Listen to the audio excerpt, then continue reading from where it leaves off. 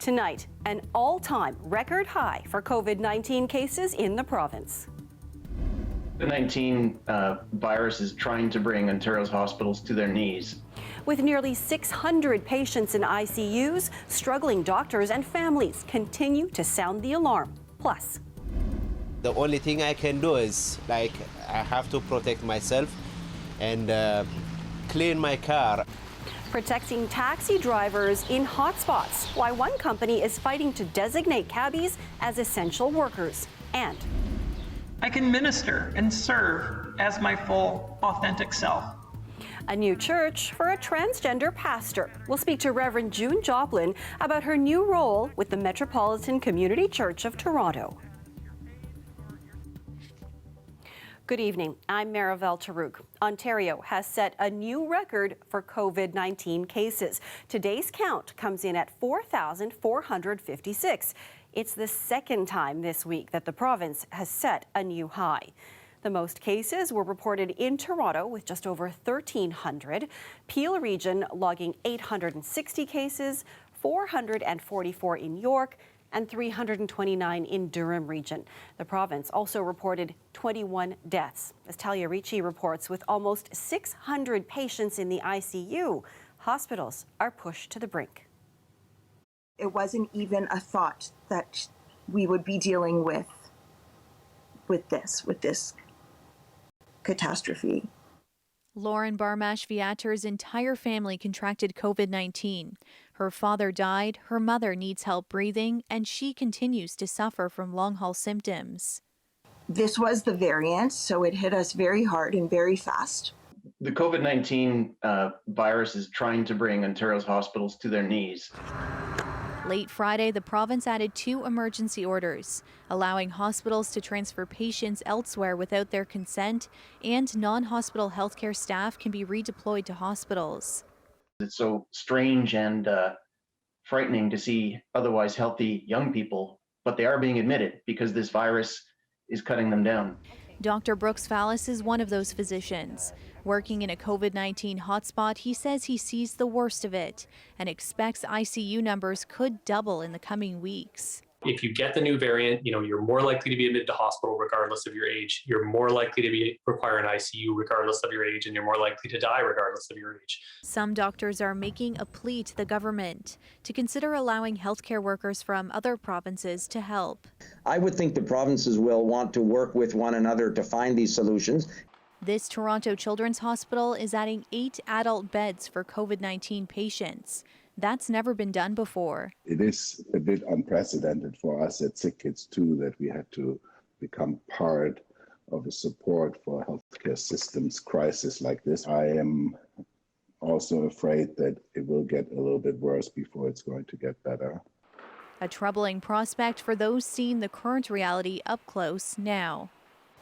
This never should have happened. And I don't know why it did. I don't know how it did. All I know is that it did. The president of Ontario's Hospital Association says he applauds sick kids for putting up their hand and saying they want to be part of this fight. But the 8 ICU beds here meant to care for younger adults with COVID-19 are already nearly full. Talia Ricci, CBC News, Toronto. Today, the province announced plans for more than 700 additional pharmacies to start COVID-19 vaccinations in the next week. This would bring the total to about 1,400 pharmacies delivering vaccines. The pharmacies will use the AstraZeneca vaccine for people aged 55 or older. The province is aiming to have roughly 1,500 pharmacies administering vaccines by the end of the month. And 3 new vaccination clinics will be opening tomorrow in Toronto. So we will now have 9 city-run clinics as of tomorrow up and running across the city. The new clinics are located in Cloverdale Mall in Etobicoke Lakeshore, North Toronto Memorial Community Centre in Eglinton Lawrence, and the Carmine Stefano Community Centre in Humber River Black Creek. Eligible residents can book their appointments online or over the phone.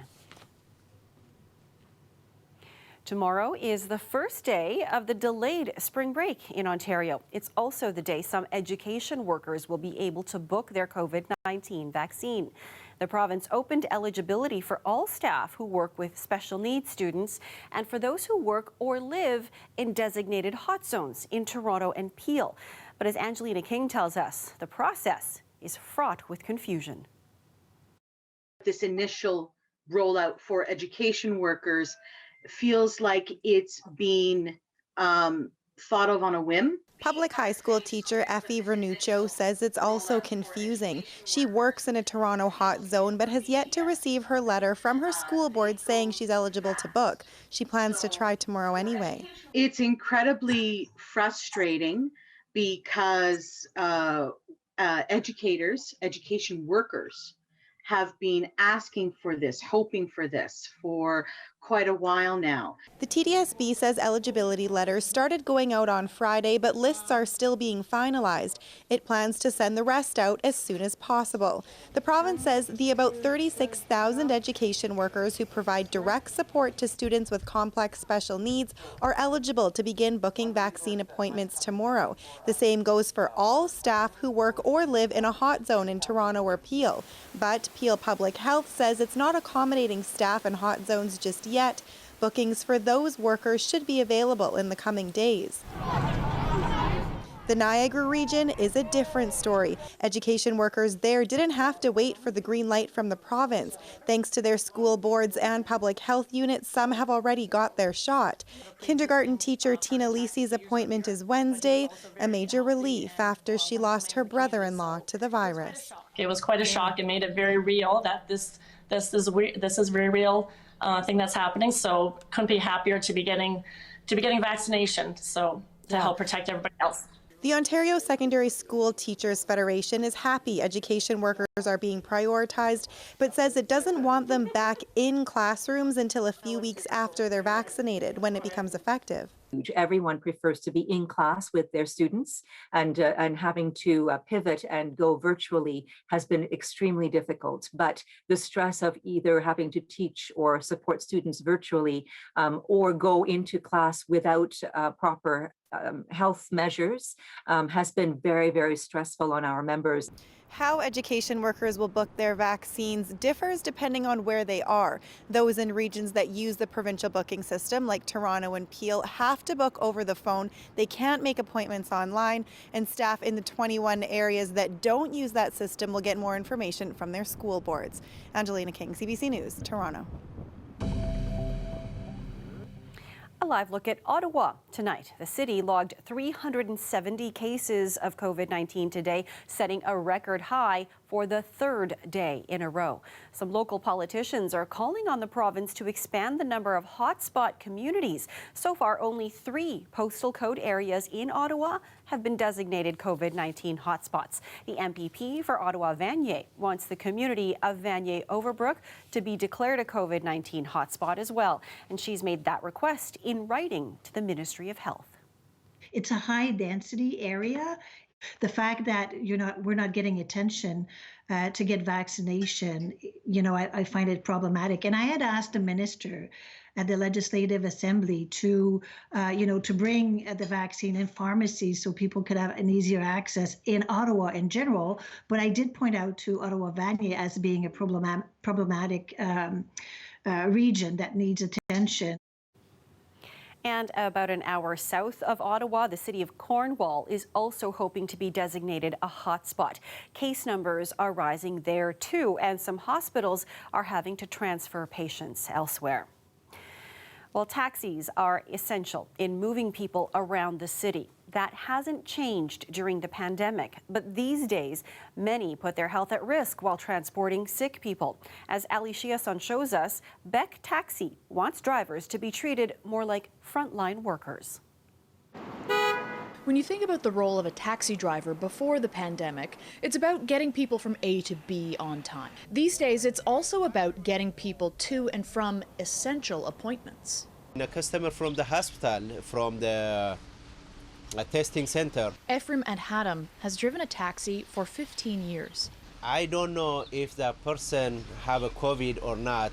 I don't know how it's safe, but the only thing I can do is like I have to protect myself and clean my car. The operations manager at Beck Taxi says without much support from the government, she's considering withdrawing service to neighborhoods with high case counts, aka hotspots. These essential workers who have been forced to become frontline without their consent or without their knowledge, they're taking care of our most vulnerable people. I have a family, I have kids, and I don't want to take anything to my family. Hubbard advocated for dedicated transportation at the beginning of the pandemic, concerned about hospitals or infectious people themselves relying on cabs to take them home. Now she's calling for taxi drivers to be prioritized in the vaccine rollout. They're not even named in phase 2. Taxi drivers are an essential service. We need to keep them safe. Jen Quinlan is the director of Flemington Health Center, located in one of the 100-plus prioritized postal codes for vaccines this week. A lot of taxi drivers are also residents of hotspot and priority neighborhoods. And so as of this last week, folks who live in these priority neighborhoods are able to get the vaccine. And it's so critical that as an employer, we prioritize giving them paid time off to be able to get the vaccine. This is the best way for us to battle the pandemic. Take it from Beck's operations manager herself. A lot is at stake. Sorry, it's horrible. Hubbard just received an email from a driver saying he tested positive and his symptoms were severe. All we can hope is that they recover, and thank God every one of them associated with our company has. But out of the airport, we know that 6 drivers died. I can't allow that to carry on without complaint. CBC Toronto asked the province for comment on taxi vaccination priority, but so far no response. Ali Chiasson, CBC News, Toronto. One person is dead and 3 others injured in a 2-vehicle collision in Brampton last night. Peel police say it happened in the area of Main Street and Steeles Avenue around 9:30. A total of 4 people were in the two vehicles at the time of the crash. One of the victims died on scene while the other 3 suffered minor injuries. Investigators are asking anyone with information or dash cam footage to contact police. Also in Peel, police say 7 people were arrested yesterday at a demonstration in response to the shooting death of Ijaz Chowdhury. Dozens of protesters gathered to block a major intersection in Malton, protesting a ruling by Ontario's police watchdog not to lay criminal charges against the officer who shot the 62-year-old last June. Police tweeted yesterday morning that they recognized people's right to peacefully protest, but intervened when demonstrators started moving to nearby train tracks. Police say 7 people between the ages of 23 and 34 were arrested in their attempt to block railway lines. Charges include obstructing a peace officer and disturbing the peace.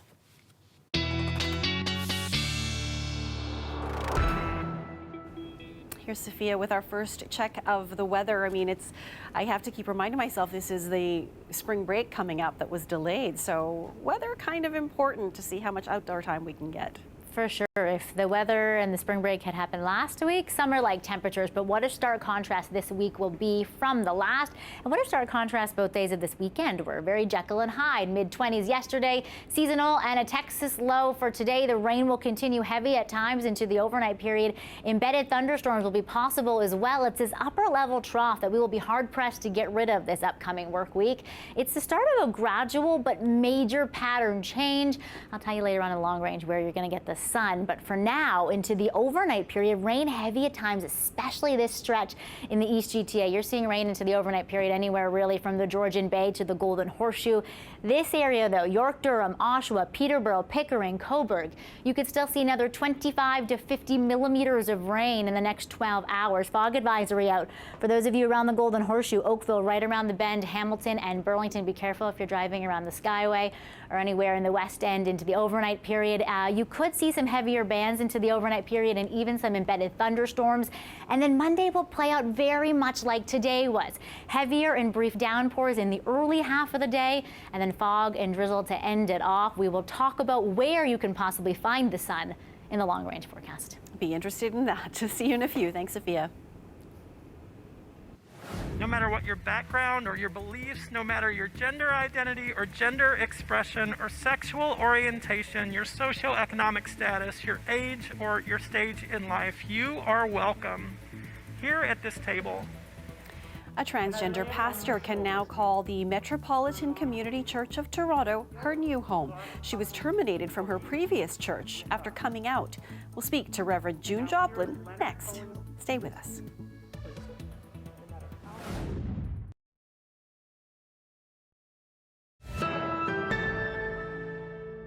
No matter what your background or your beliefs, no matter your gender identity or gender expression or sexual orientation, your socioeconomic status, your age, or your stage in life, you are welcome here at this table.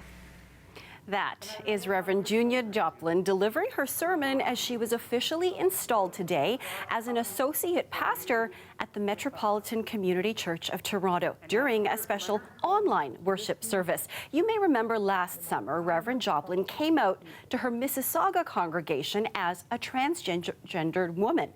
Then her contract with the Lorne Park Baptist Church was terminated. About half the members of the congregation voted in favor of termination.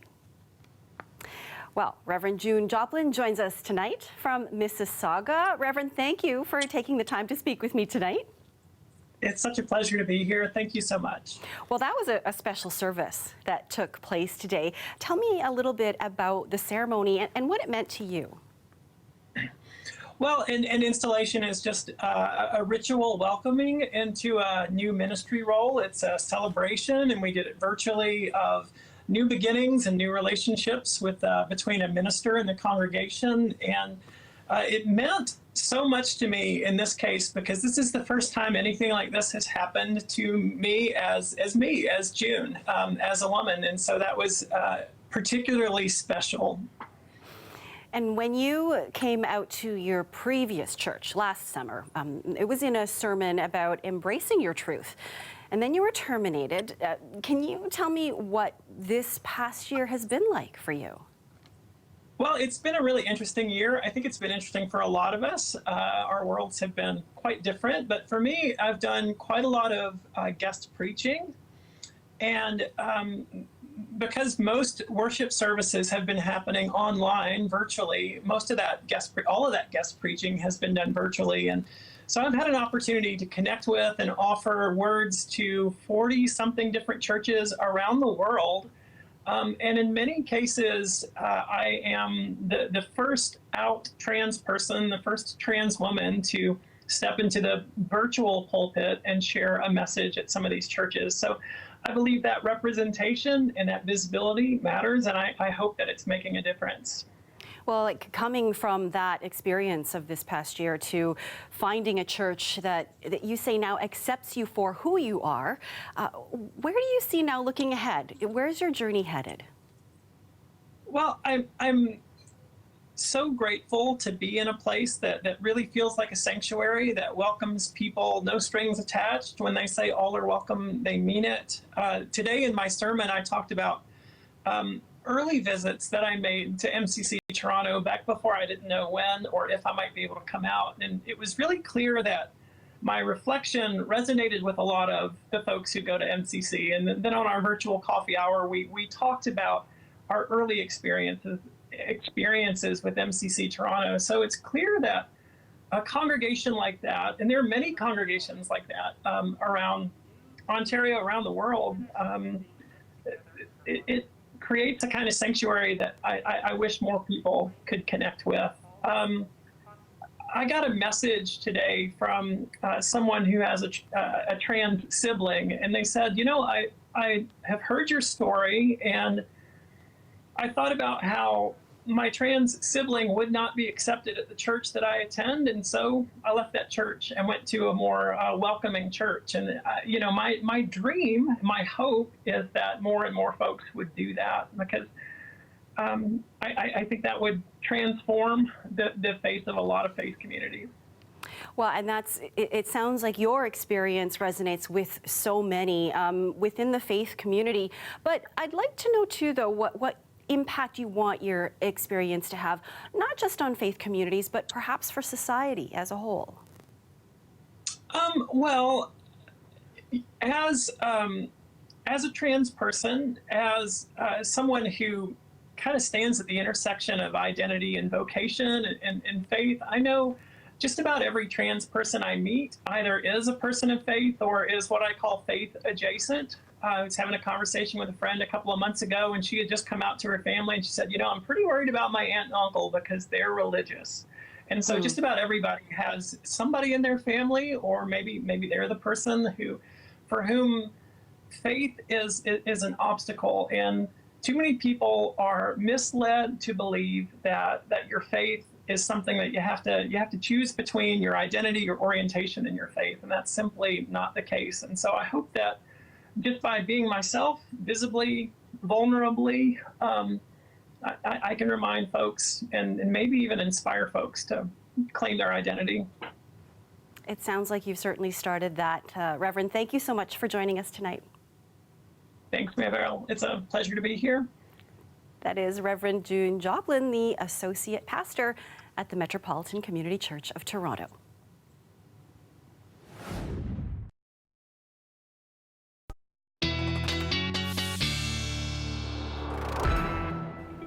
So, Sophia, the rubber boots are at the ready. They're at the front door.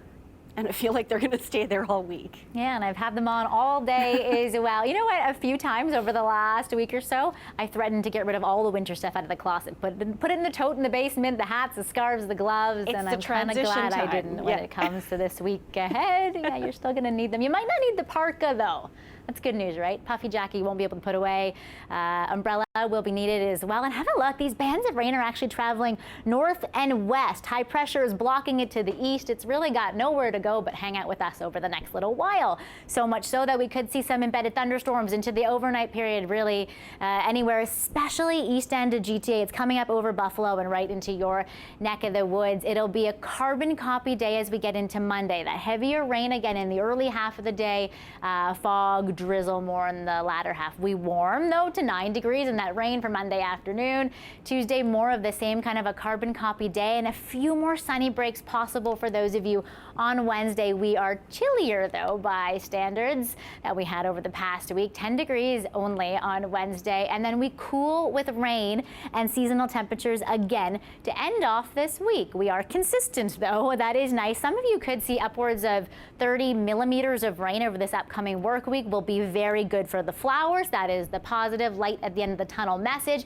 And we are even keel, right? Not a big roller coaster with ups and downs. It'll still be chilly into the mornings, into the overnight period, but we're pretty much bang on or just below seasonal for much of this 7-day forecast. And hey, it doesn't look to be getting too much better to end off the month of April. We are in this troughing pattern and we look to finish off the month kind of chilly, but boy, what a great first half of the month it was, wasn't it? It sure was. Nice memories of that. Yeah. Thanks, Sophia. You're welcome. And that's our show for you tonight. Thank you for watching. You can stay caught up on news anytime on our website, cbcnews.ca. Have yourselves a great night, everyone, and remember to stay safe. Good night.